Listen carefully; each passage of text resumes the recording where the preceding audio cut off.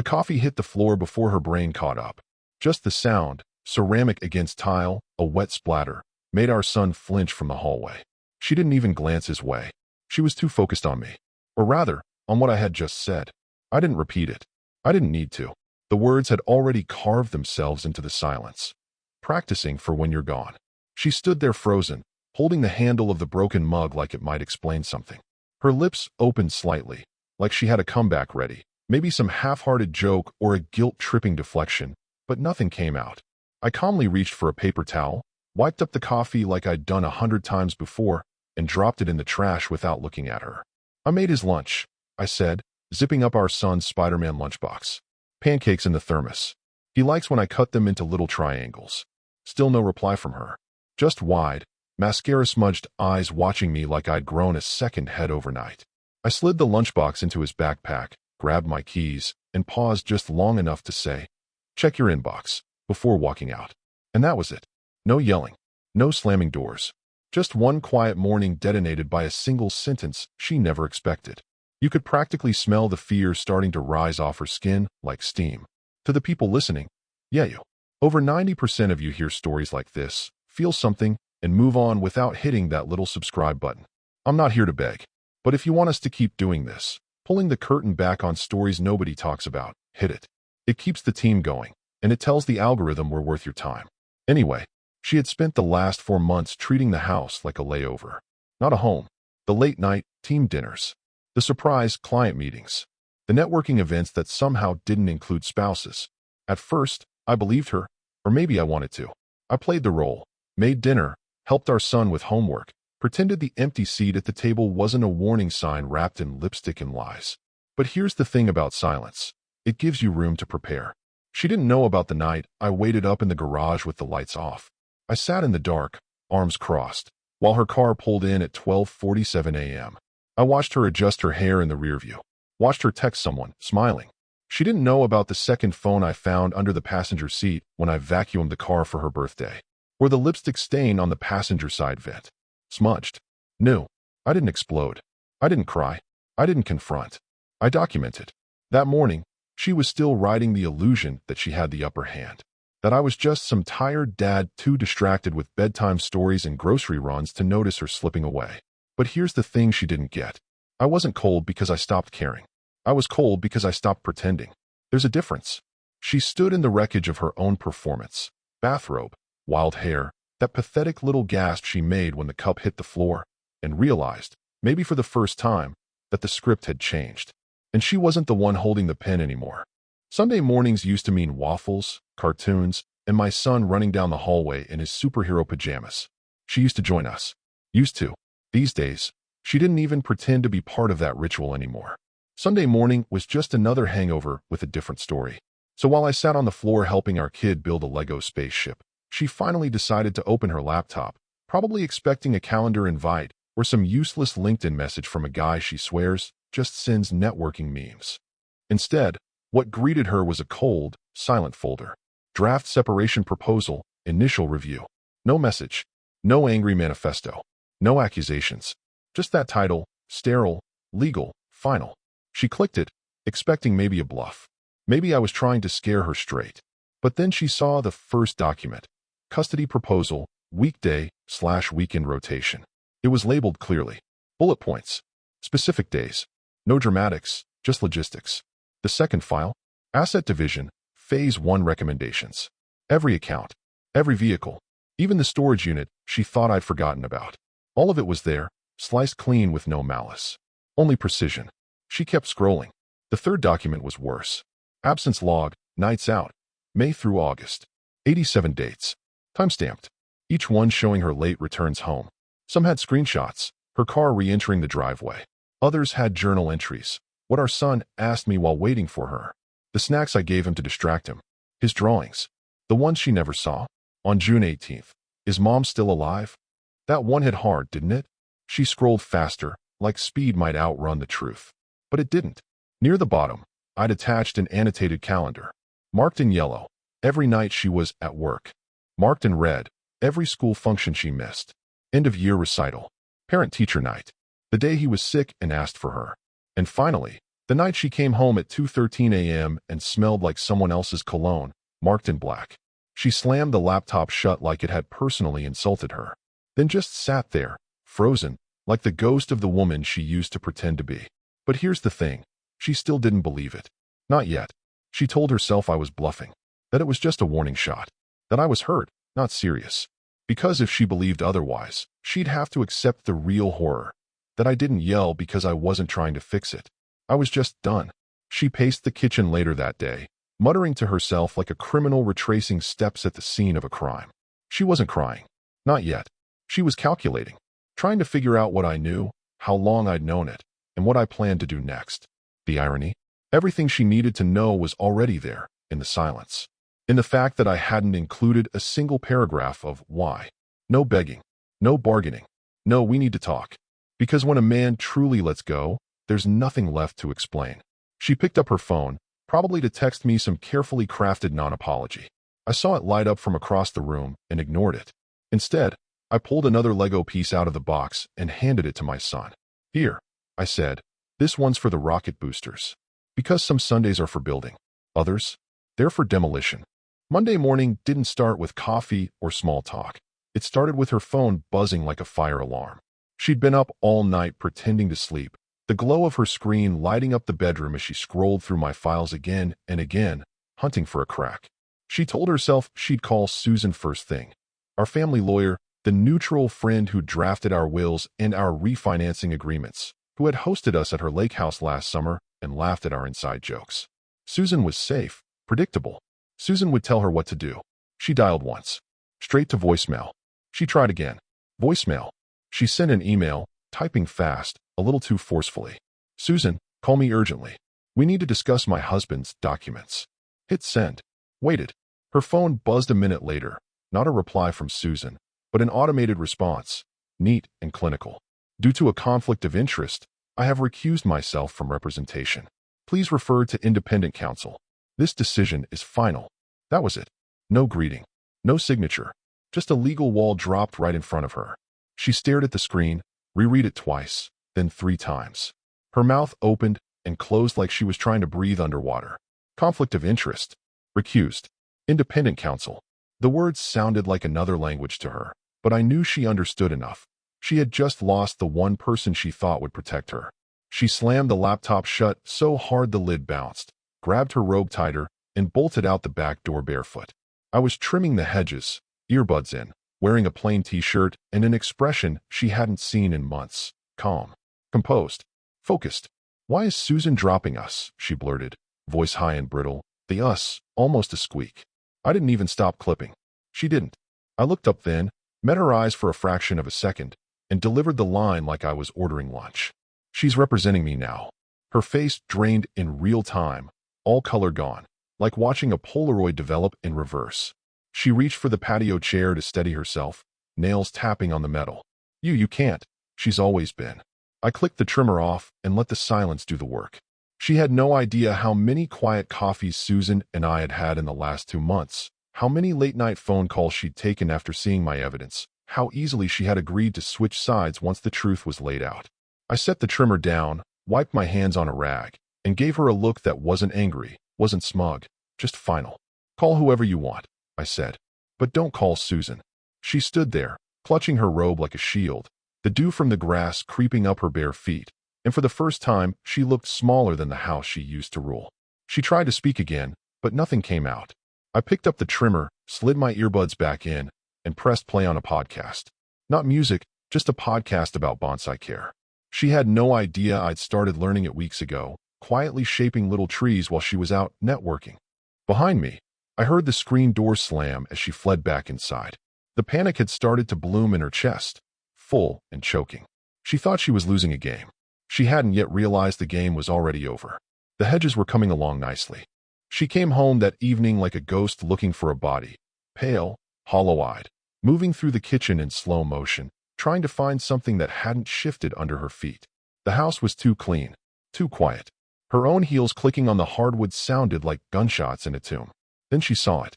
A manila envelope, plain, resting dead center on the dining table. No name, no seal, just placed there like it had always belonged. She hesitated. picked it up like it might burn her. Inside, a stack of printed pages, no header, no signature. But she knew who had assembled them. She didn't need to guess. The first line on the first page read, May 3 to 11:42 p.m. Did she fall asleep at work? Text. Long meeting, don't wait up, no answer given. Her breath caught. Below it, May 5 to 12:17 a.m. Is mom mad at me? Text. Just one more drink with the team, no answer. And on it went. A ledger. Meticulous. Unforgiving. Column 1. The night she came home after 11 p.m. Column 2. What her son had asked that night. Column 3. Whatever flimsy excuse she had texted. Column 4. The reality. No answer. Some entries were bare bones. Others carried weight. Like June 14th. June 14 to 1:08 a.m. Will she come kiss me goodnight? Text. Client dinner ran late. No answer. Underneath it, stapled, was a printed frame from our Nest cam. Her heels wobbling as she tried to find the house key, laughing into her phone, a man's hand briefly seen at her waist before she swatted it away like a gnat. The third page was worse. Audio clips. She clicked one. Is mom home yet? His voice. So soft. Maybe 6 inches from the baby monitor. Whispering like he didn't want to wake anyone. Or like he was afraid of being heard. The static hissed, then silence. She clicked another. Why does she come home so late all the time? The rustle of bedsheets. The soft thump of him turning over. She dropped the page like it bit her. The rest of the pages stayed in her lap, unread. But they didn't need to be. They'd already done their job. They weren't for court. Not for leverage. Not to win anything. They were a mirror. A record of all the things she couldn't gaslight away. Not with excuses. Not with crocodile tears. Not even with the classic, I'm just tired routine. She sat there for 10 minutes without blinking. The evening sun crept across the floor and hit the table, warming the pages like it was trying to melt them. But truth doesn't burn. It just sits there. Cold. Heavy. Eventually, she stood up and left the envelope on the table. But not before flipping the last page over. I'd written one line there, in my own handwriting. He doesn't ask about you anymore. Nothing else. She didn't cry. Not yet. That would come later. She just walked upstairs with her arms crossed like she was holding her own ribs together. Meanwhile, I sat out on the porch, flipping through a photo album with our son, pointing to an old birthday party picture. Mom was at that one, he said. I nodded. Yeah, that was a good day. We didn't talk about the envelope. We didn't need to. By Wednesday afternoon, she was unraveling invisible threads, circling the house with the frantic pacing of someone who thought sheer motion might reverse time. The lawyer hadn't called back. The old us was dead silent. Her own son was quieter around her, watching her like she was a substitute teacher who didn't know where the pencils were kept. So, she made the only move she had left. She called her sister. Can you come over? Please. I need to talk. 20 minutes later, Amanda arrived, ponytail up, flats on, that big sister in crisis mode, face already prepped. They hugged too long, and she clung to Amanda like a shipwrecked sailor clutching driftwood. No makeup this time. No pretense. Just baggy clothes and a woman trying to pretend she wasn't cornered. They sat on the living room couch. Amanda glanced around, noticing the weird quiet, the tidiness that felt more like a hotel room than a home. Still, she said nothing. They ordered Thai, her comfort food. Always had been. While waiting, she vented, loudly, bitterly, dramatically. He's cold. Robotic. Like he's planning something. Like I'm the enemy now. Her voice cracked, and she tried to force a tear. I don't even recognize him. He used to love me. Now I feel like he's just watching me drown and taking notes. Amanda nodded slowly, listening. But her expression wasn't sympathy. It was something quieter. Analytical. That silence only got heavier when the food finally arrived. Amanda got up to grab plates, walked into the kitchen, and saw the envelope. It wasn't hidden. Just sitting there on the counter, tucked slightly under a stack of mail. Its corner stuck out, revealing a faint red stamp. Curious, Amanda reached for it. Her fingers brushed the edge, and something told her, instinct maybe, that this was important. Inside was one photo. A glossy, full-color printout. Her sister at a bar, laughing, her hand on a glass of wine, and a man standing behind her. His hand was unmistakably familiar, resting low, too low, on her back, fingertips just barely disappearing beneath her shirt hem. It wasn't friendly. It wasn't innocent. It was intimate. The timestamp in the lower corner told the rest of the story. A date from just 3 weeks ago. One of the nights she'd claimed she was closing a deal with the regional director, and it might run late. Amanda didn't shout, didn't hold up the photo like a gotcha.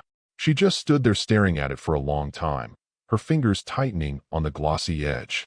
Her sister entered the kitchen, half laughing through whatever excuse she was mid-sentence on, but froze the moment she saw Amanda's face. What? Amanda didn't answer. She simply held the photo up, slow and deliberate. And then her voice, flat and factual. He sent this.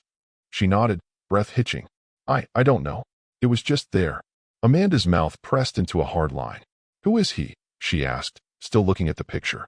She opened her mouth, closed it. Is this one of your co-workers? Amanda asked. The word co-workers came out like poison. Her sister said nothing. Amanda placed the photo gently back in the envelope, slid it into her purse, and grabbed her jacket. Wait, she called out. Amanda, please, just let me explain. Amanda turned at the door, eyes hard now.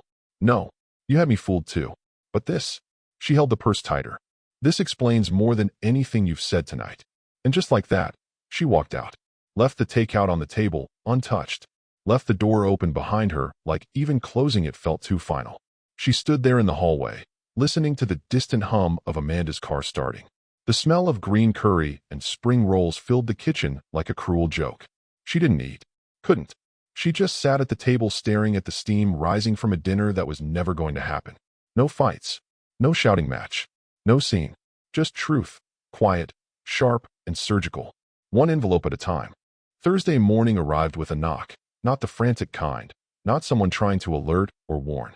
No, this one was deliberate, precise. 3 taps at 9:12 a.m. from a uniformed courier holding a clipboard and a padded envelope. She didn't even check the peephole. She just opened the door like a woman expecting salvation. Certified delivery for Ms. Rachel Adler. The courier said, tone flat. He handed her the clipboard. She signed with fingers still trembling from a sleepless night, the black pen jerking like a lie detector under pressure. The envelope was heavy. Legal paper heavy. That dense, soul-sinking weight that tells you before you even open it, this changes everything. She tore the flap open in the hallway, breath tight. Notice of intent to file for separation and request for temporary custody. All caps. Bold. Times New Roman, 12-point font. Clinical. Unemotional. Deadly. Her eyes scanned the body, heart thudding louder with each paragraph. Filed under extended and repeated absence from the minor child's residence. Requesting temporary sole custody to the father. Referencing specific affidavits. And then came the attachments. She flipped to the first one. Statement of Ms. Karen Rivera, household nanny. A sworn declaration. Dates. Notes. Excerpts. Mrs. Adler was often not home at night. I would update her via text, but rarely received instructions back. There were several consecutive weeks where she did not initiate contact with her child during my evening shifts. Then the second. Statement of Ms. Hampton, first grade teacher. She has not attended a single parent-teacher conference this year.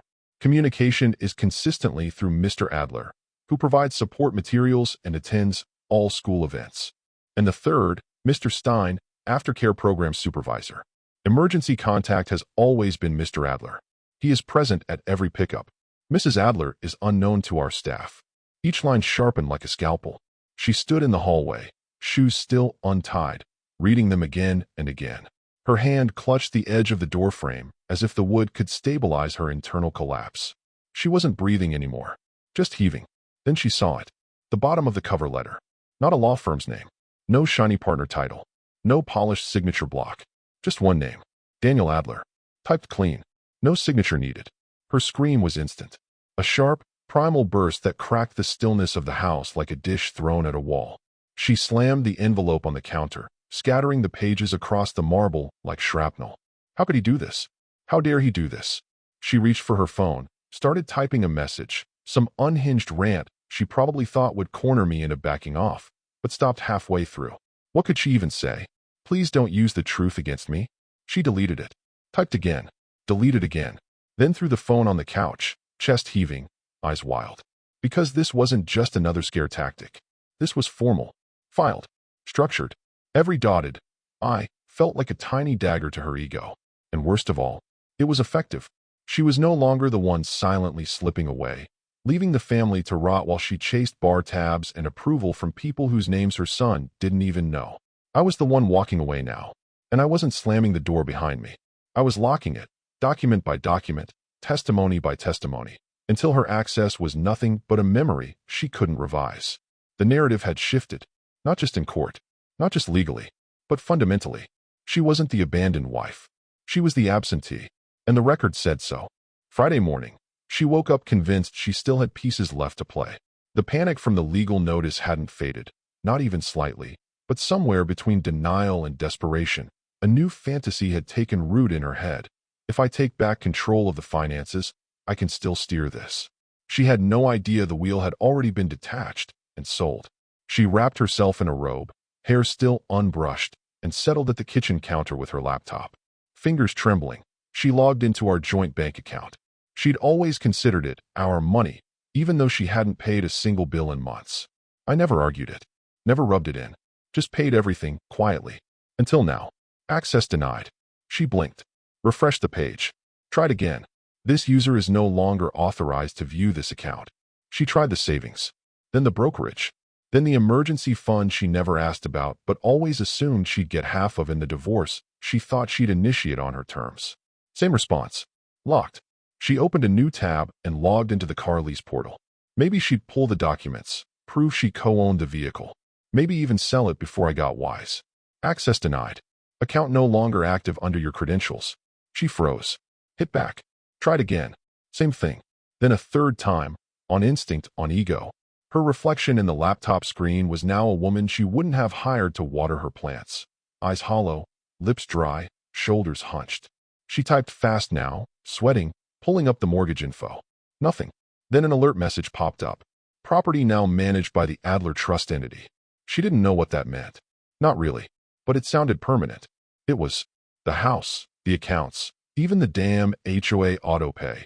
Everything was now legally structured under a trust I'd set up 6 months ago. Quietly, legally, cleanly. I hadn't moved out. I'd moved around her. And now, there was nothing left to lean on. She picked up her phone and dialed me. Straight to voicemail. She tried again. Same result.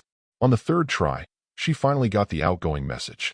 This line is no longer available for personal calls. That was it. No warmth. No anger. Just finality. She slammed the phone down on the counter and started pacing like a lioness in a zoo enclosure. Sharp turns, eyes scanning the room for something to attack. But there was no one to scream at. No man standing there to accuse. No crowd to perform for. Just her and the mess she made. She opened the fridge. Empty except for almond milk, a near-expired hummus, and a juice box. The groceries hadn't been restocked in days. She opened the cabinets. No coffee. No cereal. No breadcrumbs to follow. Because I hadn't been shopping for her. Just for our son and me. She gripped the edge of the countertop, knuckles white. Her breathing grew rapid, shallow. She started mumbling things, legal threats, nonsense about marital property, about her half. But all the words bounced off the walls like rubber darts. Because here's what she hadn't figured out. This wasn't court prep. This was the separation. Her exit had already begun. Not with a bang, not with a suitcase, but with keystrokes. With the trust, the refiled deeds, the custodial affidavits, the private credit lines. And yes, the line she was no longer authorized to call. She thought we'd negotiate, that I'd flinch. Instead, I left her there, trapped in a house she didn't own, with a car she didn't control, surrounded by accounts she couldn't touch, staring into the echo chamber of her own fading authority. She'd spent months leaving me behind. Now, she'd finally caught up. Monday morning, she pulled into the elementary school parking lot like it was her battlefield. Engine idling too long, sunglasses hiding the mess she hadn't managed to fix. She was overdressed for a parent-teacher drop-in, blazer too sharp, perfume too loud for 8:15 a.m. But she thought the right look might still earn her access. She didn't want a conference, she wanted reassurance. Proof she still mattered. She marched past the office like she owned the place. The receptionist offered a polite smile, but she didn't check in. She turned straight down the hall, heels echoing on tile, stopping at room 104. The door was open just a crack. She peered in and saw Ms. Hampton, their son's teacher, arranging art supplies for the morning session. She knocked once and stepped inside. "Hi, I'm Rachel Adler, Josh's mom. I just wanted a quick word." Ms. Hampton looked up, caught slightly off guard, then put on her professional smile. "Of course. I'm actually expecting Mr. Adler for the scheduled check-in. Is everything all right?" Rachel blinked. "He scheduled it? Without me?" Ms. Hampton hesitated, then walked over to her desk and pulled up the file folder. She flipped through the pages, then turned it gently so Rachel could see it. Primary contact, Daniel Adler. Secondary guardian, Rachel Adler. The words might as well have been carved in concrete. I'm sorry, Miss Hampton said, polite but firm.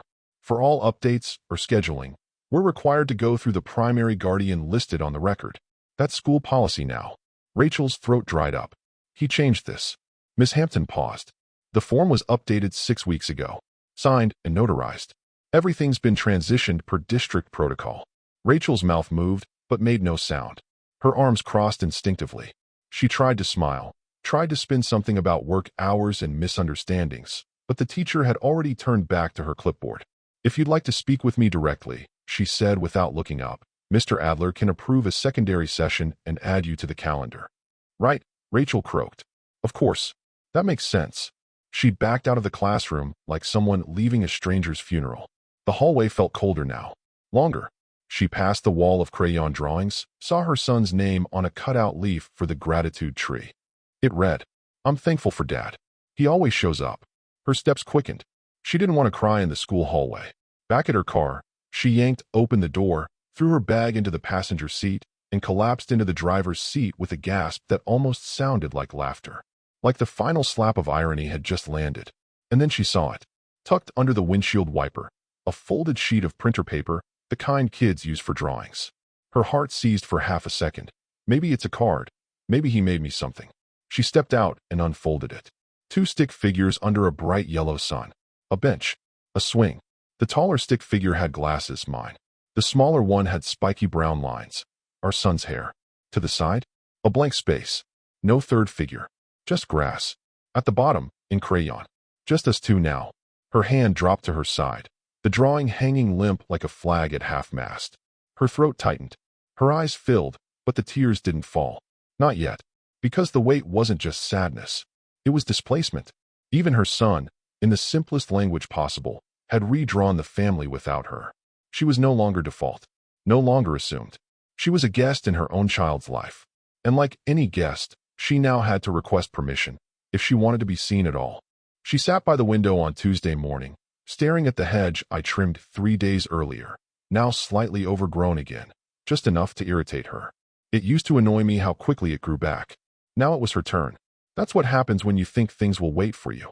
Her phone hadn't rung in 2 days. Not from friends. Not from her sister. Not even the group chat she used to dominate with filtered selfies and hilarious dating memes. The silence was suffocating, but not total. She still had one number left on speed dial. The lawyer. Her new one. The one she hired in a rush after Susan flipped sides and took her calm, quiet competence with her. She'd called him 5 times yesterday. No answer. 2 emails. A voicemail that might have come off more desperate than she intended. Now, finally, the phone rang. She jumped like she'd been electrocuted, nearly knocking over her untouched tea. Scrambled to answer. Rachel, the voice said, low and quick, like he'd just come out of a wind tunnel. Yes, finally. What's going on? Why haven't you? I've reviewed the documents, he cut in. All of them. His tone wasn't annoyed. It was something worse. Defeated. The structure is devastating, he continued. Every document your husband submitted is time-stamped, cross-referenced, and backed by third-party statements. Teachers, caregivers, home logs. Even the school's attendance software shows you haven't signed in once in over a year. She opened her mouth, but he kept going. He's built a timeline that paints you as willfully neglectful. Not just distracted or overworked, but absent. Absent with intent. That's not true, she started, but her voice cracked. He didn't stop. The judge won't even flinch, Rachel. You need to understand that. This isn't a he said, she said. This is a structured, chronological, sworn record. He's built the custody equivalent of a no-fly zone. She gripped the phone tighter. So what are you saying? That I lose him? That I lose everything? I'm saying, he replied, and now his voice slowed, that if you try to fight this the traditional way, you'll be litigating from a defensive corner for years, spending money you don't have, building arguments you can't prove, and facing a courtroom where your own son's artwork has already made its way into the judge's hands. She stopped breathing for a second. He let the silence settle, then added, almost reluctantly, my legal advice is to settle. Quietly, while you still have a say in how this ends. She slumped against the window frame. No, that's not how this was supposed to go. I believe you, he said softly. But the law believes paper. And he has all the paper. She hung up mid-sentence. She didn't scream this time. She just sank to the floor, knees hitting tile like she'd been unplugged from her own body. Her hands slid into her hair, pulling hard, trying to wake herself up from the nightmare she'd built one lie, one night out, one empty promise at a time. It wasn't just that she'd been caught. It was that she'd been outmatched. Not by rage, not by vengeance, but by someone who prepared. Someone who didn't need to yell, or slam doors, or post online. He didn't explode. He documented. And now, she was the one cornered. Out of cards. Out of time. Out of people who believed her. The man she once mocked for being too passive had simply waited for the moment she'd call him cold, so he could finally show her what cold really looked like. Wednesday morning arrived cold and clinical, like someone had drained all the color out of the world overnight. She got up early, earlier than she had in months. Showered, picked out a blazer that still fit, applied makeup with trembling hands, and tried to remember what poise looked like. Somewhere in the back of her mind, she believed the right outfit, the right tone, might still tilt something back in her favor. That maybe she could perform her way out of this. She arrived at the courthouse 15 minutes early, sat on the bench outside courtroom 3C, legs crossed tightly, folder in hand. Empty folder. Just a few scribbled notes, a half-baked statement she had written at 2 a.m. Her lawyer arrived shortly after, briefcase full, expression grim. He barely made eye contact. 10 minutes later, I walked in. No lawyer. No entourage. Just me and a single black folder tucked under my arm. I didn't look at her. I didn't need to. I walked straight to the defendant's table and sat down like I'd rehearsed it 100 times. Because I had. The judge entered, an older man with a calm gaze and too much experience to be impressed by emotion. He adjusted his glasses, flipped open the binder of documents I'd submitted, and took his time. Page after page. Affidavits, logs, emails, audio transcripts, drawings, teacher notes, financial statements. All of it there, dated, cross-verified, curated like a museum of her absence. When he finally spoke, his tone was flat, factual. "This is remarkably organized," he said, flipping one last page and closing the binder. Then he looked up, first at me, then at her. "Ms. Adler, do you dispute the timeline presented here?" She opened her mouth, inhaled sharply, eyes wide, about to launch into some speech about working mothers and blurred lines and emotional complexities. But before she could get a single word out, her own lawyer placed a hand on her wrist. "Don't," he whispered. The courtroom went still. A single fluorescent light buzzed overhead. The judge leaned back in his chair, laced his fingers together. "This is not abandonment," he said. "This is preparation." He reached for his pen. "I'm granting the request for temporary full custody to the father," he said, signing the order without hesitation, pending full review. She broke. No screams. No dramatic sobs. Just the slow, horrifying realization that this wasn't a temporary storm, it was a landslide, and she was already buried under it. She slumped forward, covering her face with both hands, shoulders shaking. Her mascara smudged instantly, bleeding into her palms. The only sound she made was a kind of silent heaving, grief trying to come out through a locked throat. Across the room, I stood up, calmly. No smile, no victory parade, just done. I tucked the folder under my arm, nodded once to the bailiff, and walked toward the exit. Didn't glance back, not even once, because this wasn't about punishment. It was about permanence, and some endings don't come with fireworks. They come with a signature, a courtroom seal, and a man who simply walks away while she finally realizes. He already had.